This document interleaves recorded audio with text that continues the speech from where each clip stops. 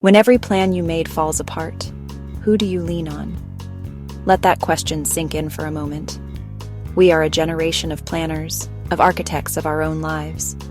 We build these beautiful, intricate structures, 5-year plans, career ladders, relationship timelines, all designed to lead us to a place of security and happiness. We map out every detail, from the morning routine that will maximize our productivity to the retirement strategy that will ensure our comfort. We believe deep down that if we can just get the blueprint right, we can build a life that is safe from the storms.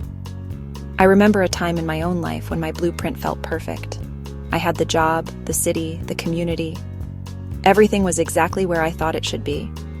My future felt like a straight, well-paved road. And then, in the span of a few short months, a series of unforeseen events, a company restructuring, a family health crisis, took a wrecking ball to that beautiful structure.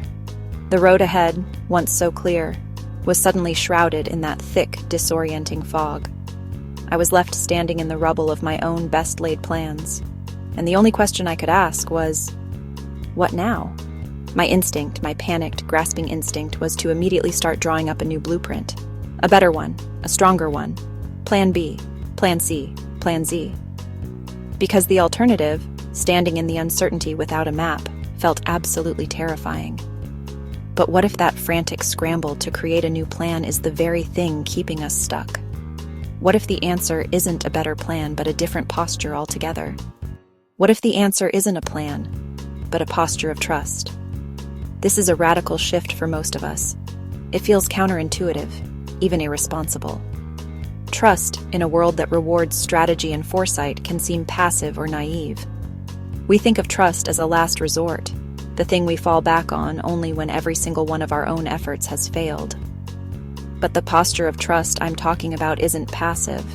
It's not about sitting back and waiting for life to happen to you. It's an active, courageous choice. It's the conscious decision to unclench your fists from around your own plans and open your hands to a wisdom greater than your own. It's the understanding that while we can and should make wise choices and move forward with intention, our ultimate security doesn't rest in the perfection of our plan. It rests in the faithfulness of the planner. This is the heart of a practical, living faith. It's believing that even when the path is completely obscured, the one leading you knows the way. It's trading the illusion of control for the reality of guidance. This is hard. It requires us to quiet the loud, demanding voice of fear that screams for certainty. It asks us to walk to the edge of what we can see and take a step into the fog, trusting that the ground will be there to meet our foot. It's a spiritual muscle. And for many of us, it's a muscle that has atrophied from lack of use.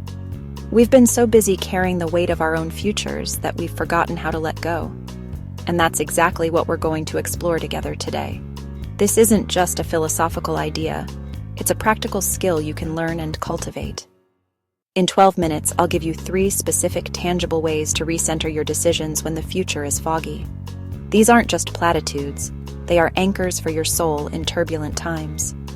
We'll talk about how to distinguish the voice of wisdom from the noise of anxiety, how to find your very next right step without needing to see the entire staircase, and how to reframe uncertainty not as a threat, but as an invitation. And beyond those 3 anchors, I'm going to give you something you can start using the moment this video ends, plus a daily practice to rebuild trust in 7 days. I am so excited to share this with you because it has been a game changer in my own life.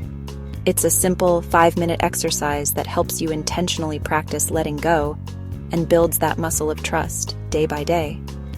In just 1 week, you can begin to feel a fundamental shift in your perspective, moving from a place of anxious reaction to a place of grounded, peaceful response. So, welcome back to our space.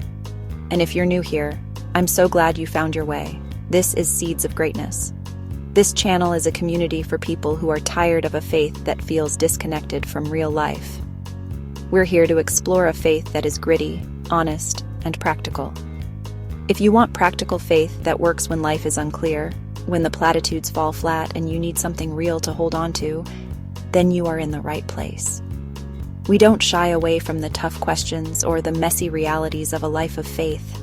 Instead, we lean into them, believing that it's in the uncertainty that our trust is forged and our character is refined. Our goal here is not to find easy answers that erase the fog, but to learn how to walk with courage and peace within it. It's about learning to navigate life not by the certainty of our own sight, but by the constancy of our guide. So, if your plans have fallen apart, if you're standing in the fog wondering which way to turn, take a deep breath. You are not alone. Let's spend these next few minutes together, learning how to trade our frantic planning for a profound and steadying peace. Stay close.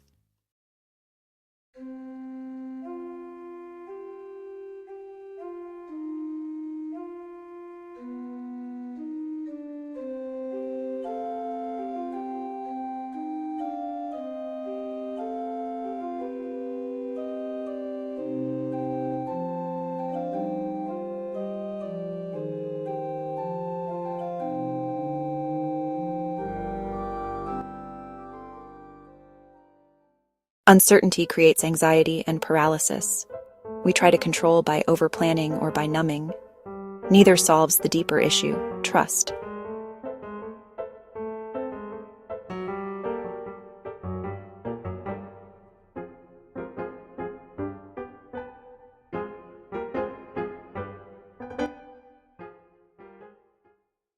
Reframe intelligence as submission. Don't discard reason, place it under wisdom. Practice small dependences, give small choices to God daily. Record evidence of faithfulness, a gratitude/evidence file.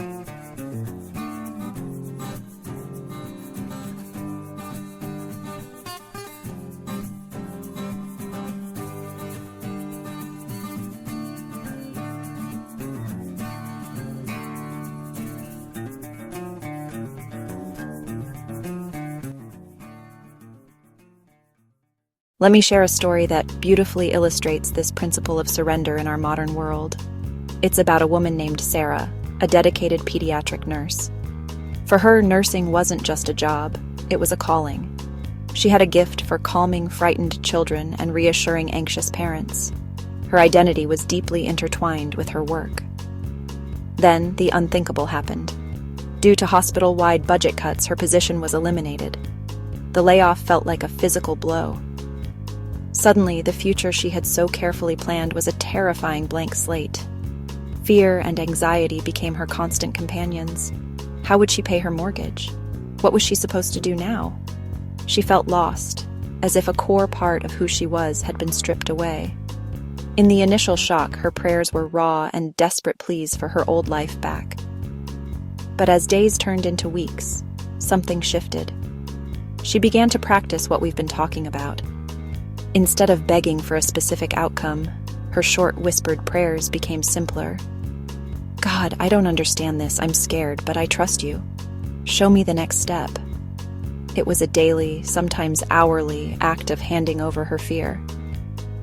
Acting on that sliver of trust, she decided she couldn't just sit at home consumed by worry. She started volunteering at a small, faith-based clinic in an underserved part of her city. It wasn't glamorous. The resources were scarce, and the work was demanding. But in serving others, she found a renewed sense of purpose. She was still using her nursing skills, still caring for people.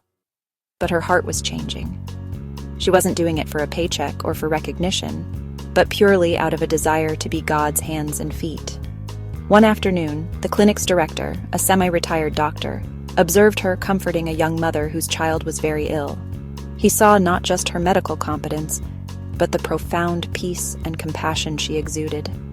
He approached her later and said, "I've been praying for someone to help expand our community outreach, someone who has both clinical skills and a pastor's heart." That conversation was the key. A door she never even knew existed swung wide open. Sarah was offered a new, full-time position to develop and lead a parish nursing ministry, a program that integrates faith and health for the community. She was still a nurse, but her calling had deepened into a ministry that fulfilled her in ways her old job never could have. Her layoff, which felt like an ending, was actually God clearing the path for a new beginning she couldn't have imagined. Sarah's story is a powerful testament to what happens when we let go of our own plans and trust God's. But this kind of transformation isn't reserved for dramatic life events. It's cultivated through a daily, intentional practice of surrender. It's built in the small, quiet moments of an ordinary day. So, how can we weave this practice into our own lives? I want to give you a simple, 3-part framework that you can start using today.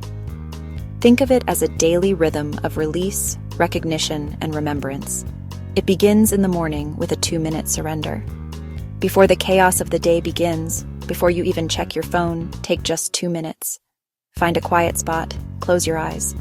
Identify the one worry that feels heaviest on your heart this morning. Is it a looming deadline? A difficult conversation you need to have? A concern for a loved one's health? A financial strain? Don't just let it swirl around in your mind. Name it. Acknowledge its weight. Then, with a deep breath, physically open your hands as a sign of release and say out loud, "God, I give this worry to you. I cannot carry it alone, but I trust that you can." This simple act is a profound declaration. It's not pretending the problem doesn't exist. It's transferring the burden of solving it from your shoulders to God's infinitely capable ones. The second part happens midday. We call it the midday evidence file. As you go about your day, actively look for God's fingerprints. This is about training your eyes to see His presence in the small things. When you notice something, a moment of unexpected peace, a timely email, a kind word from a coworker that lifted your spirits, finding a perfect parking spot when you're late, take 30 seconds to document it. Write it down. Create a note on your phone, keep a small pocket journal, or even just send yourself a text. This is your evidence file. It's a running log of God's subtle guidance and provision.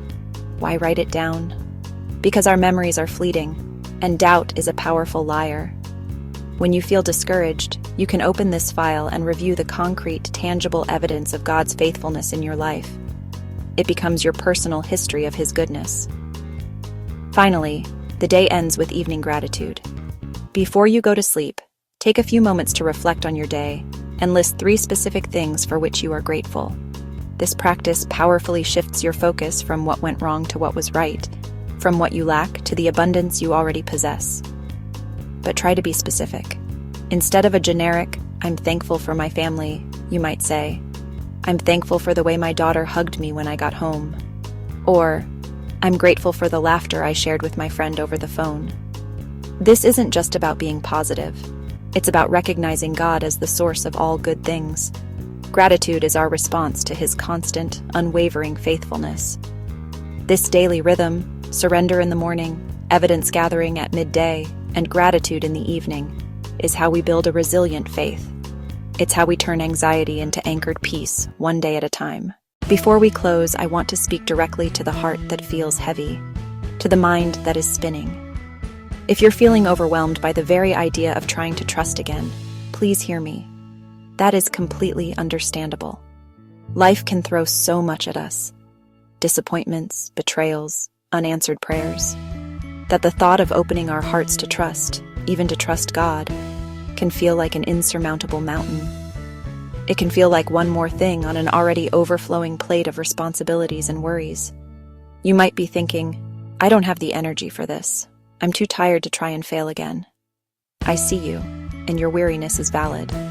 That is precisely why this practice we've talked about is designed to be gentle.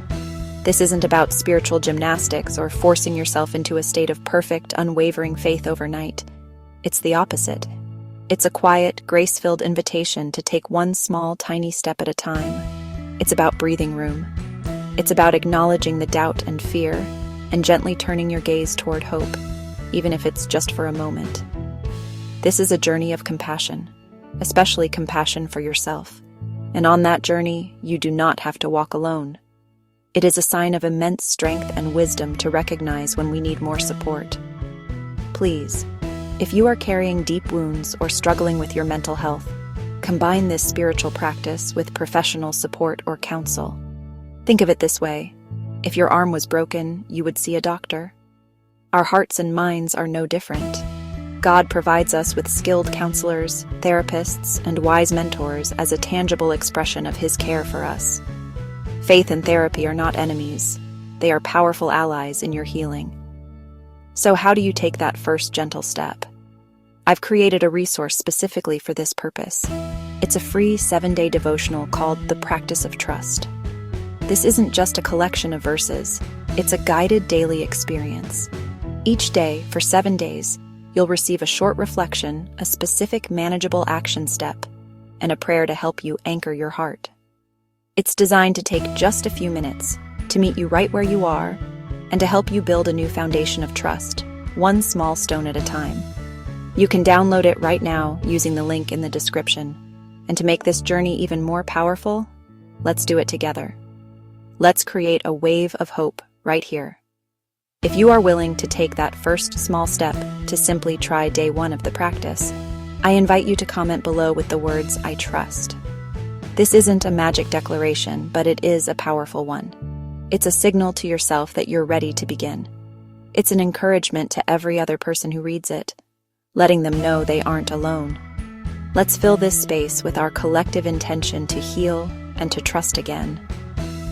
I am so honored to be on this path with you. I'm praying for you, and I believe in the beautiful work God is ready to do in your life. Begin today.